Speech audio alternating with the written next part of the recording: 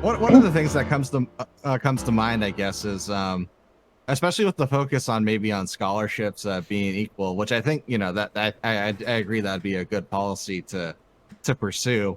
One of the things that really appealed to me, especially about the NASEF program, was some of the alternative career pathways in esports that people can become affiliated with. And I'll let you guys talk about them, but I guess more broadly speaking, and especially in regard to to Bryce's study, um, one of the things that he tries to he dabbles in a little bit is some of the problems that we might be running into along the lines of inclusivity in esports is that it's so closely associated with the STEM fields when in reality, based off a lot of the career pathways from the NASEF model, most of those things definitely are outside of the realm of the of STEM fields. A lot of communications, community buildings, definitely like in the sociology field.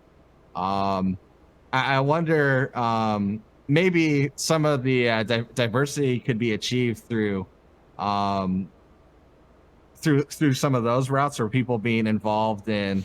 I don't want to call them auxiliary roles because they're critical to the infrastructure and the logistics and the presentation and the healthy, thriving ecosystems of the esports system.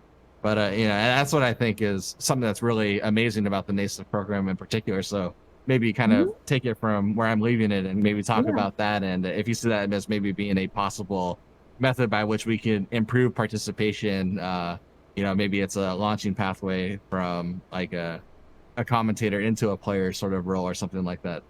Mhm.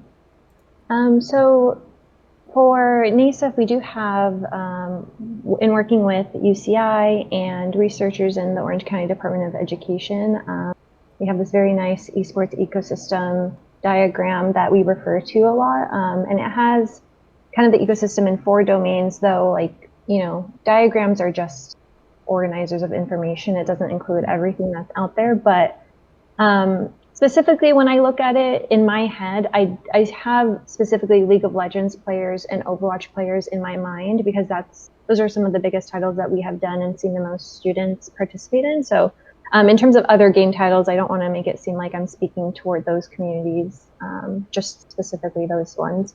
But we felt like there was a gap between the amount of effort that we were putting in validating all those students that wanted to compete on League of Legends and Overwatch teams and not having the same amount of effort being put into opportunities for students in careers that are interested in maybe not competing professionally, but are interested in being general managers or designers or coders. And it's really, kind of, we use the phrase chocolate covered broccoli a lot. But really, it's, coding sounds fun if you think about a video game, right?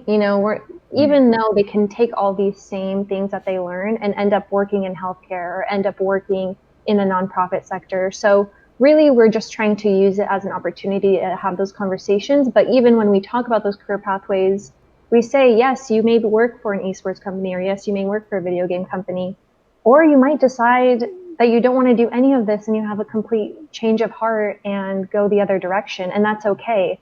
Everything that you do and everything that you learn and the skills that you receive, there's going to be some point where it will come back and you will be like, wow, I'm thankful that I learned how to do that because it came in handy in this moment.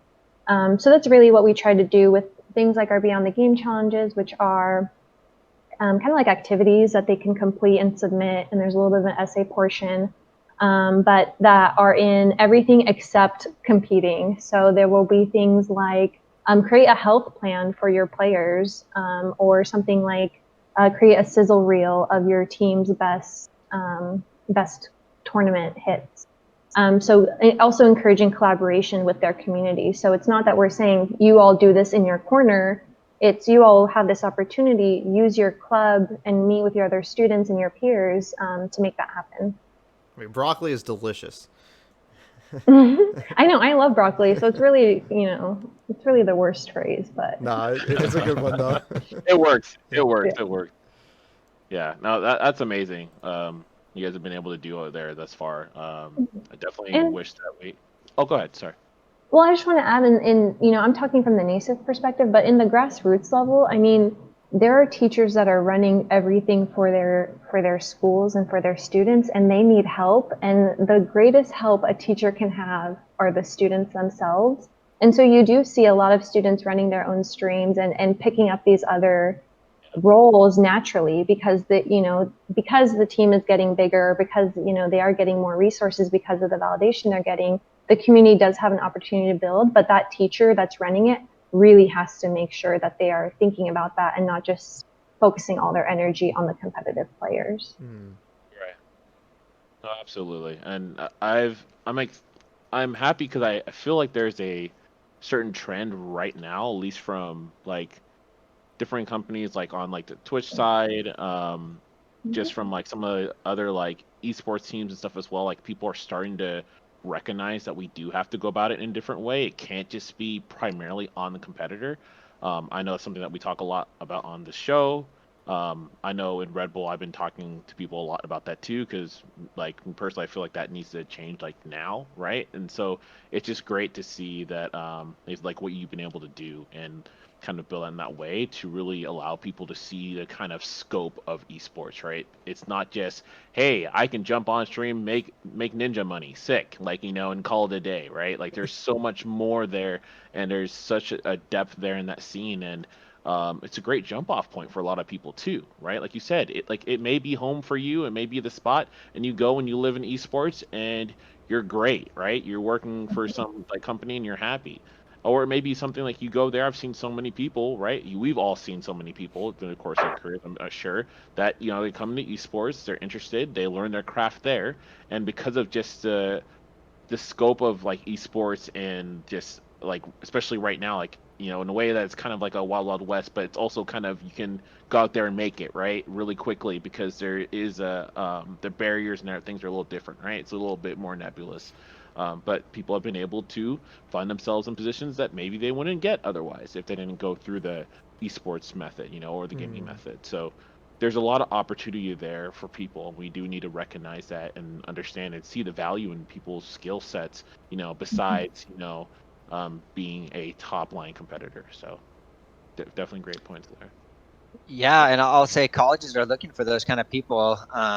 While we have 26 scholarship players, we had last year over 60 students that got paid money to do stuff with our program, whether it's customer service in our public facing arena, or interns that work with our program that do anything from managing our teams to graphic design to video to leading our shoutcasting program to being a shoutcaster to running the back of the house production, social media, marketing, all those things are great opportunities for students, and you'll see opportunities at many schools for those roles. Boise State has one of the best broadcasts in college esports, probably the best. And I think I saw a tweet that they had 200,000 viewers last week. Like that's insane. Yeah. And wild. so they're and we're learning on the fly like everybody in esports. And so you mentioned it's the wild west. You mentioned the opportunity. It's because people have to figure it out right now. Nobody's told us how to do this. There's no rule book or guidebook. Every time we all do something, it's the first time anyone's done that thing. Yeah. And Yeah. so I think there is a ton of opportunity outside of being a player. And I get asked a lot, like, what's the best way to get into esports? I'm like, be a graphic designer or do video content. Like everybody needs that stuff right now. Like I'll pay you if you're good. I'll pay you right now to do graphic design and video editing and some of that kind of stuff. So you're totally right. We think of esports as the players and the teams being the center, the sizzle. But outside of that, it's the real important stuff. And there's way more opportunities outside of that competitive space than there are on those teams, which are a grind. It takes a ton of time and effort and expertise to get there. And those people should be celebrated. But there's so much great work to be done outside of that.